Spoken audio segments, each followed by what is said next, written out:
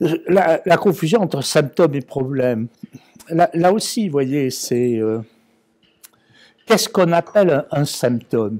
Alors, là aussi, vous voyez, il y a eu des travaux d'ailleurs qui ne sont pas des travaux de sociologues des organisations, qui sont d'ailleurs des travaux plutôt de psychosociologues ou des choses comme ça. Vous voyez, je ne sais pas si certains d'entre vous ont eu l'occasion de lire Edgar Schein, S-C-H-E-I-N,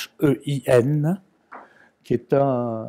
Oui, je vois certains d'entre vous ont lu Edgar Schein, qui est remarquable. Hein, enfin, j'ai toujours adoré ce que j'ai lu de sa part, mais ce n'est pas un sociologue au sens strict du terme, hein, Edgar Schein, on est d'accord là-dessus. Quand il parle de ce qu'il appelle les symptômes, lui, il dit un symptôme, ce n'est pas plus qu'une information. Et même, il utilise une expression, un symptôme, c'est une ununderstood information. C'est-à-dire, c'est une information incomprise.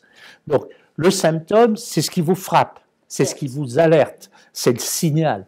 Vous allez dire, par exemple, pour être très précis, à un moment donné, vous avez le DRH qui vient vous trouver et qui vous dit, alors là, on a un taux d'absentéisme qui est en croissance constante.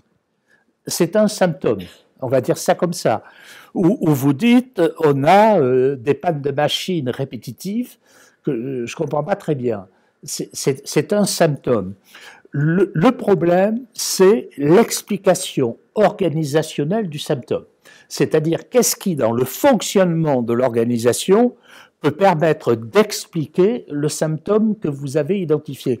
Et alors, c'est une distinction qui est quand même extrêmement importante parce que si vous n'êtes pas capable de distinguer symptômes et problèmes, vous allez passer votre temps à trouver des solutions à des problèmes que vous ne connaissez pas, puisque vous ne savez pas quel est le problème. Donc, vous allez essayer de soigner le symptôme. Et le problème persiste, donc. Et le problème persiste. Et je reprendrai ici un mot de mon maître Michel Crozier, qui disait toujours, le problème, c'est le problème. Le problème, c'est de comprendre quel est le problème. Les symptômes, vous les voyez en permanence. D'ailleurs, c'est très intéressant parce que la comparaison avec la médecine a du sens.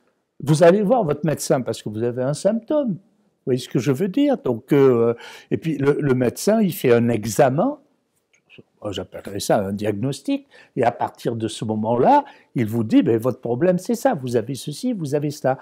Eh bien, dans l'entreprise, on refuse cet investissement, qui est un investissement, je le rappelle, vous allez voir, je vais ajouter quelque chose, qui est un investissement intellectuel, qui n'est pas un investissement financier.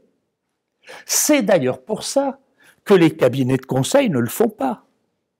Vous comprenez ce que je veux dire? C'est-à-dire, quand vous lisez des propres de cabinets de conseil, vous savez, ces immenses propositions, qu'une fois que vous avez eu la proposition, vous dites, je ne vois pas pourquoi je fais faire le travail, parce qu'il y a tout dans la proposition. Hein, donc, voilà, je vois pas. Ben, ils vous mettent dedans, le diagnostic vous sera offert.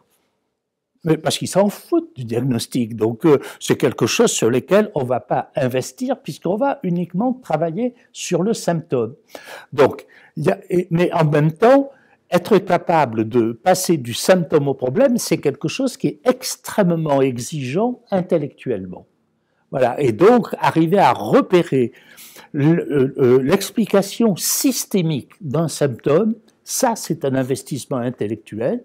Et après tout, moi, j'ai toujours eu tendance à dire, l'investissement intellectuel, ça fait mal. Ça fait mal. Ça fait mal à la tête. Voilà. Donc, on n'aime pas avoir mal à la tête. Bon, voilà.